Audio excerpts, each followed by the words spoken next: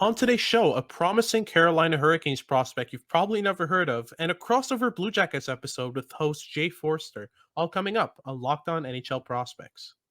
You are Locked On NHL Prospects, part of the Locked On Podcast Network. Your team every day.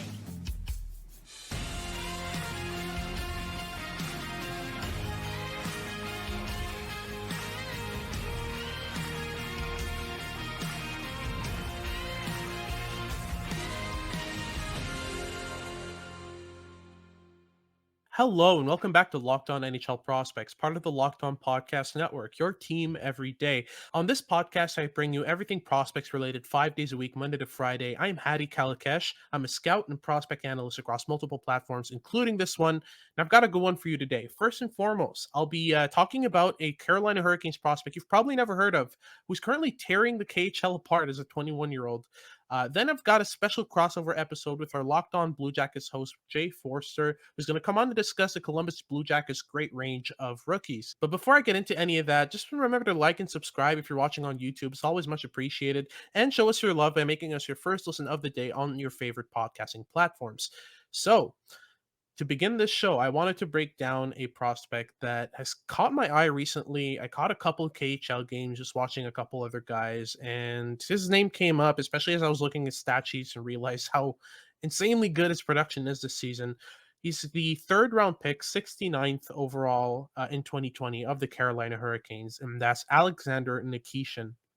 So Nikishin is 21 years old. He's 6'4", 216 pounds. He's a defenseman for the team SKA St. Petersburg in the KHL, Russia's top level of pro hockey. And he's got 6 goals, 20 assists for 26 points in 35 games played. That puts him on pace for 49 points in a full 67 game season in the KHL. Now, first and foremost, he's playing the most minutes on SKA, a very, very strong team. He's playing 22 minutes and 16 seconds on average a game, and it's well deserved. First and foremost, he is fourth among all of SKA's skaters and scoring behind three forwards only. He's a top scoring D man on the team by 6 whole points. Um, so he's not getting carried by his D partner, Igor Ozhiganov. If you recognize the name, it's because Ozhiganov played with the Toronto Maple Leafs in 2018, 2019. So he has some NHL experience. And it's mainly been Nikishin carrying that pairing. So that's very impressive for, again, a player who is 21 years old and actually only turned 21 in October. So he's very young in age. Again, a 2020 draftee. If you go further though, and this is where it gets really impressive for me, if you just sort of dig deeper and look at sort of historical production for a player of his age, so he's ahead of all under 23 forwards in points this season. He just turned 21. No one below the age of 23, so that includes 22-year-olds, has more points than him, forwards included.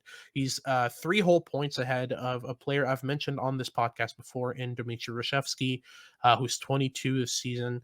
He's got more points than him, and he's a defenseman, and he's 21 and he's 6'4", 216 pounds. I honestly don't understand this prospect much, but it'll be interesting for me to sort of delve into it and sort of look further into the production and see how it is. But a bit more details, a bit more sort of context in terms of production. So beyond this season, the last time an under 23 defenseman scored more points per game in the KHL than Nikishin has this season was Victor Hedman. He had 0.85 points per game. Nikishin right now is at 0.76. And no one in between has been able to put up that kind of production. Hedman is the only defenseman above Nikishin in points per game, above 5 games played. There are players who played a game or two and scored a point or two in those games, so they're about a point per game, but we don't count those. It's a very small sample size. I'm talking players who have played more than 5 games, who were under 23 as defensemen in the KHL. Nikishin is only behind Victor Hedman, and Hedman was 22 in that season, and Nikishin just turned 21 again. So he holds the highest point per game pace of any defenseman in KHL history who was 21 years old or under. If you include forwards in that under 21 sort of cutoff, he's still top 20 in production, which is extremely impressive. So now I want to get into why that's happening, why he's able to put up that many points. So first, his size helps him a lot. At 6'4", 216, he's easily able to fend off forwards, that are chasing him down on breakouts. Putting pressure on his back. He's able to fend him off pretty easily and find the space required to fire a pass into a teammate's path for them to carry it into the offensive zone and create chances. That's one of many factors that lead into the second. Nikishin is playing top minutes on a top team. That is going to affect his production. It shouldn't affect it this much. This is extremely impressive, but it does help to have the firepower that he has surrounding him. He also has pretty good speed and edges for his size. It's not ideal. There are some, tweaks in his skating stride. His knees don't bend as much as they could, that kind of thing. But he's got a very powerful stride, and he carries himself pretty well for a guy of his size. So that's also something that helps him a lot in terms of, getting to the offensive zone and creating chances. On top of that, he's a great playmaker. He finds seams in the offensive zone really well. He's able to look off his passes to misdirect opponents. He's able to draw them in and play passes behind him. So his playmaking's pretty decent as well. On top of that, he's got a heavy shot, and that creates a lot of rebounds. Even though he's got below 2 shots per game on goal, he's got 67 shots on goal in 35 games in the KHL this season. He's still using his shot pretty efficiently and at the right times in order to create rebounds and help his team create offense. If you look further into his production, none of his goals came on the power play. So if you look further at his production, his main asset on the power play, because he has been playing on the man advantage, just has been sharing ice time with other defensemen on the team. But his main asset on the man advantage is actually his playmaking. So the way he actually got most of his goals is by being very active in the offensive zone. So one thing he loves to do is off the puck, he's going to wait for the right moment, and he's going to sneak behind opposing players, sneak behind their backs, and make a run for the back posts. And he'll score a tap in that way, just by sort of sneaking around forwards and making his way to the net. He loves to drive the net as a defenseman, which is very fun to see when you got a 6'4", 200 and plus pound defenseman who's just, often barreling down on the net. It's just very entertaining to see for SKA this season. So that helps him create, some offense as well. He's very elusive. He's very smart in the offensive zone. I don't think he's the most intelligent defender, or a neutral zone, funnel type defenseman like a TJ Brody or a Caden Gooley. Those kinds of guys that are really intelligent in the neutral zone defensive zone. He's more sort of, you see his smarts shine more in the offensive zone. But his defensive play is still very punishing, and that actually helps him create offense because big hits, neutral zone step ups, all that stuff. It creates a lot of loose pucks, and his teammates know how to capitalize on that, and he knows how to capitalize on that as well. He's able to catch those loose pucks and play them quickly with a short pass to a teammate who's going to skate the puck into the offensive zone and create chances.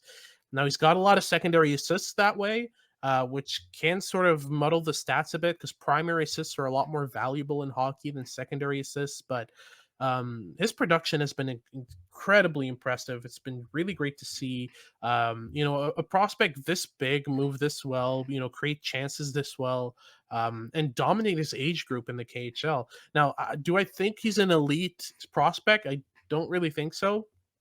For me, he's kind of in the middle pairing range. I could see him definitely reach a middle pair, but I don't see him as a sort of top pairing defenseman just based on this production.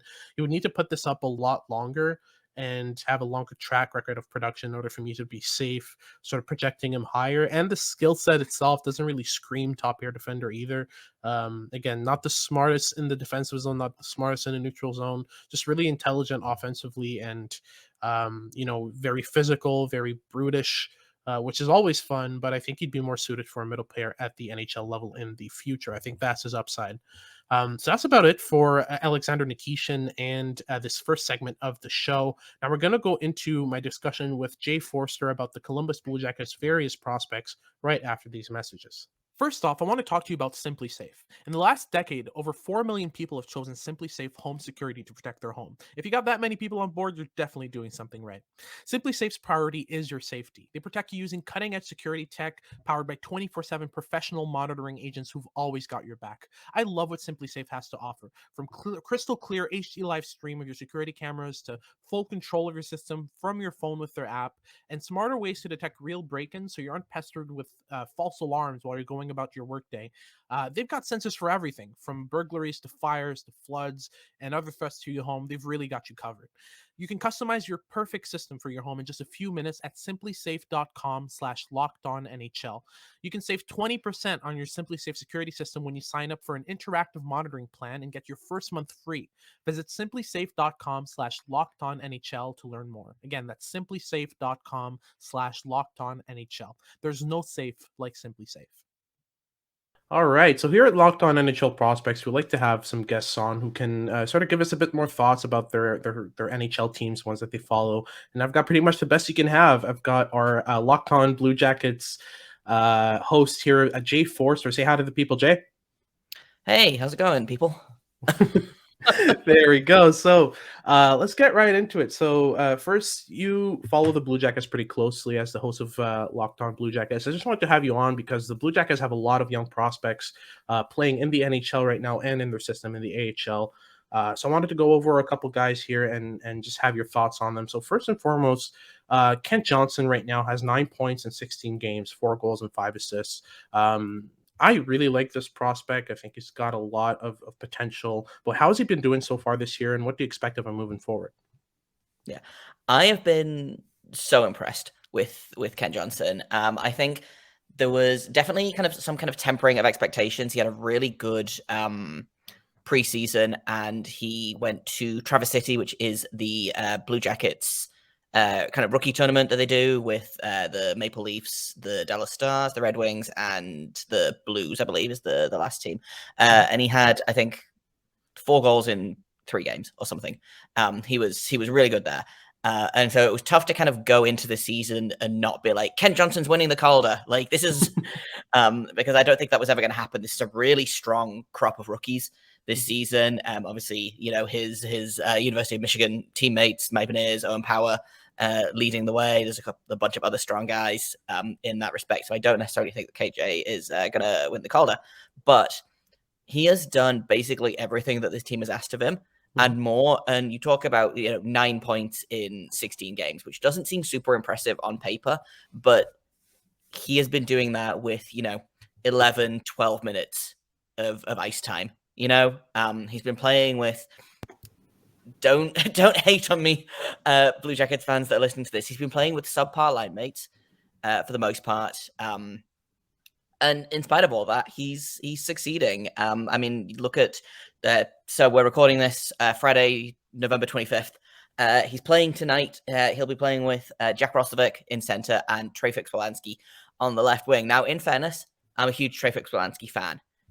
However, this doesn't feel like the best place for Ken Johnson to succeed. And, Hattie and I have talked about this on Locked On Blue Jackets as well, about sometimes a player needs to be put with good line mates to succeed. He has been logging some minutes with Johnny Gaudreau, specifically, mostly Gaudreau and Jenna, in situations where the Blue Jackets need a goal or, they need a couple of goals. Then that's kind of their I don't think it's necessarily their nuclear option, but every time that those 3 guys get put together, good things happen.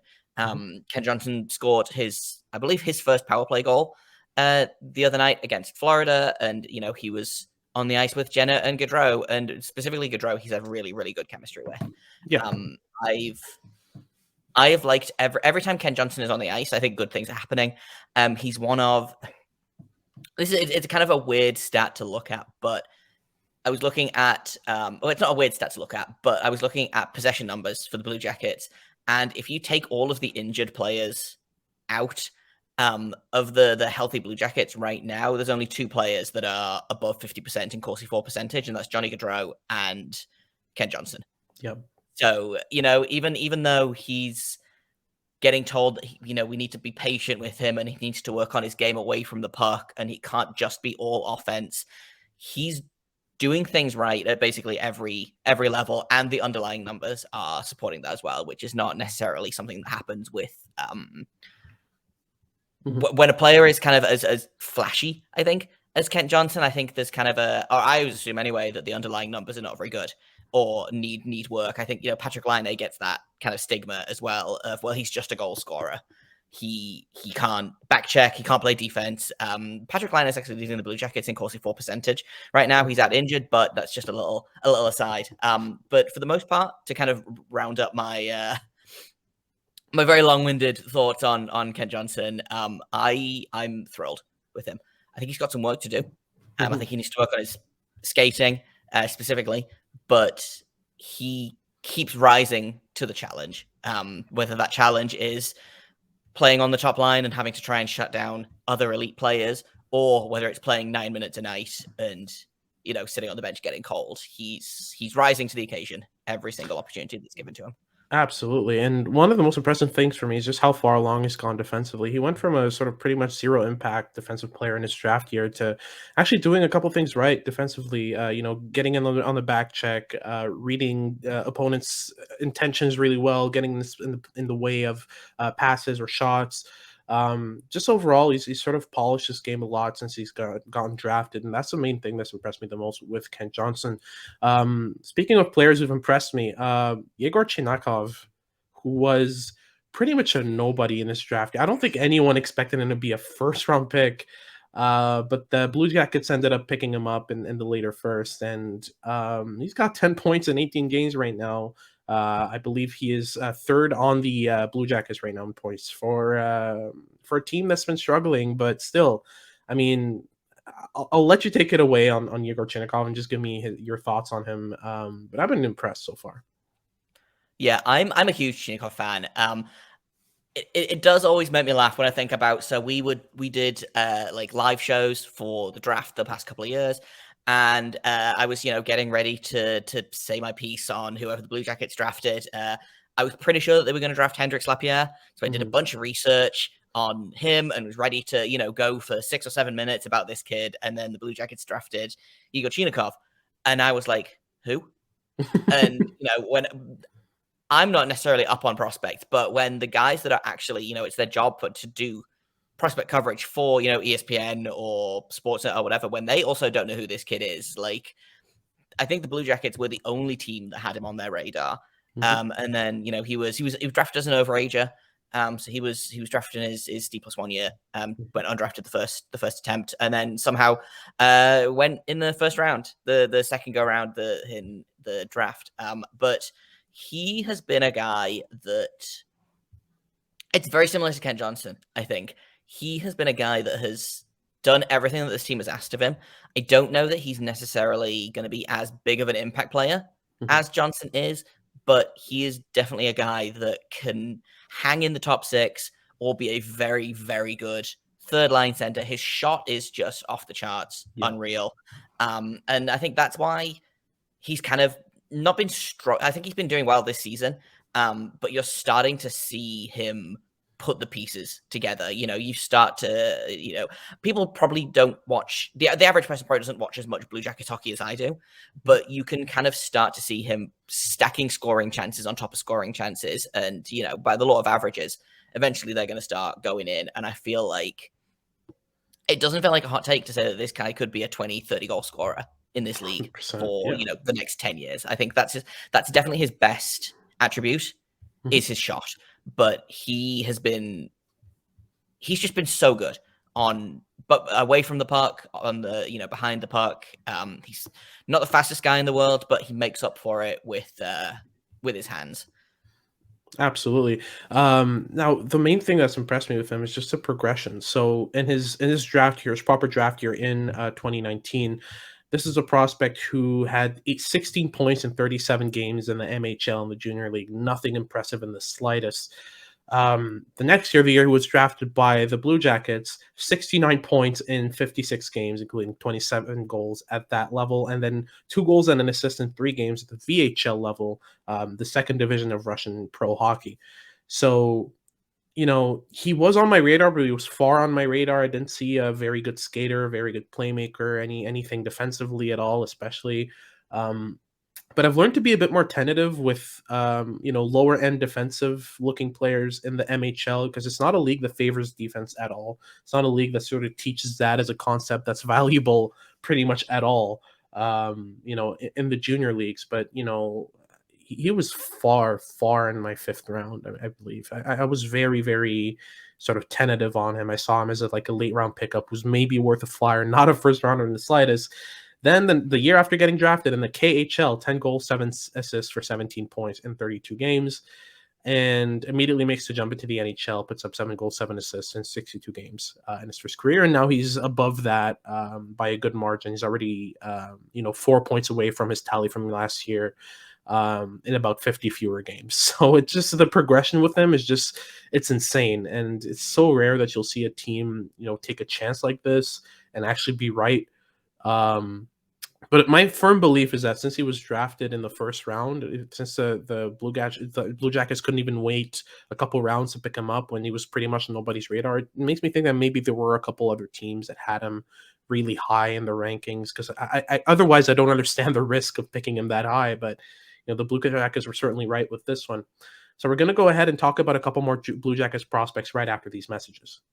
Do you like betting? BetOnline.net is your number one source for any wager that interests you. From the NFL to the NBA to the MLB, and even NCAA football, UFC, golf, anything you like, they have you covered. You can find all the latest player developments, team matchups, news, podcasts, and in-depth analysis on every game on their website or app.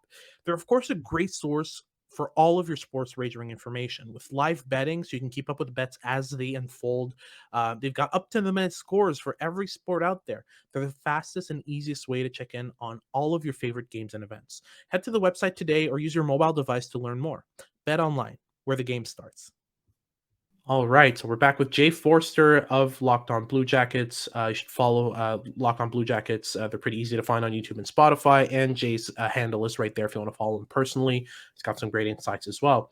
So I wanted to talk about the prospect who's currently the Blue Jackets third line center, and who was having sort of a sophomore slump in Cole Sillinger. Now, I was a bit lower on Sillinger in his draft year. I saw a lot of issues with his skating and defensive involvement, his intensity, but his shot's always been a weapon. He's a good playmaker as well.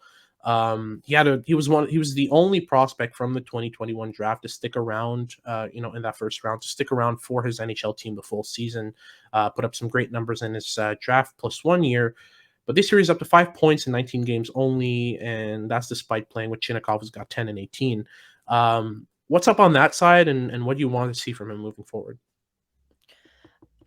It's so frustrating to look at Cole Sillinger this season. Last season, I think it is so interesting to me because he did all of the things last season that were all of the things he did last season that were really good were things that we thought he would have to work on. So he didn't really get to demonstrate, like you said, his shot is unreal. He's a pretty good playmaker, but he needed to work on, the defensive side of his game, especially as a center in the NHL. And all of the prospect guys that I've talked to about his rookie season were like, yeah, we were amazed by kind of the defensive impact that he had. So he's clearly, and even working on that side of his game, he still managed to put up 30 points or 31 points in 79 games, which is pretty good for a literal 18-year-old. This season, he's been struggling. And I think partially, it is a little bit of a sophomore slump. He's playing against different opponents, but he also has been not sent to the doghouse necessarily, but the Blue Jackets this year are playing a different style of hockey that I don't think complements his game super well, which is frustrating because I think that if you have a player like Cole Sillinger, then you should be doing what you can to make that player succeed, But for whatever reason, they're playing a more physical game. They're playing a heavy hitting game and blocking shots, and Cole Sillinger's not necessarily struggling through any fault of his own, but I think he's not being put in a position to succeed by the coaching staff. His ice time is all over the place. Like, he played 9.5 minutes against a pretty bad Montreal team. And that's, with injuries in the lineup as well. Patrick Laine is out. Jake Voracek is out. Obviously the center depth is a little bit different. Those guys are both wingers, but the fact that he's still kind of sitting on, I think his average ice time this season is probably about 13 minutes. Yeah. Like, I want him to be getting at least 18, in my opinion. Absolutely. And so it's so frustrating to see him come off this really strong rookie season that wasn't flashy and wasn't, obviously I don't think he was in any real contention for the Calder, which is a shame because I think he had a really good rookie season. But, when you've got guys like Travis Egras flying around out there and Mo Sider doing things that, we don't see defensemen do basically ever. It was a tough crowd to play his rookie season in. But he really impressed me. And, and again, this is something that we talked about a little bit on Locked on Blue Jackets. This is concerning to me in terms of the coaching staff. I'm not worried about how Sillinger is doing. I think he'll be able to figure it out.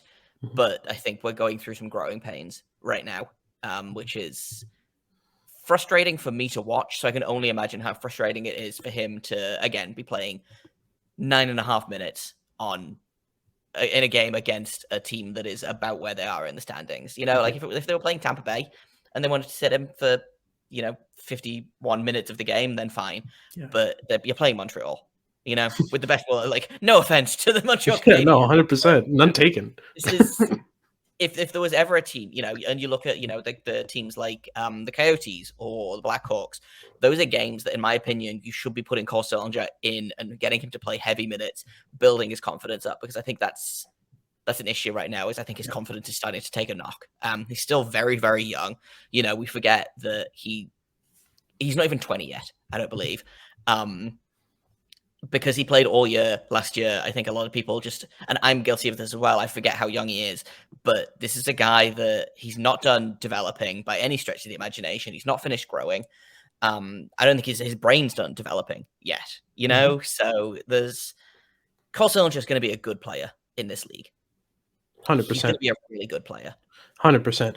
Don't let this slump, I think, trick you into thinking that he's not as good as people are saying that he is.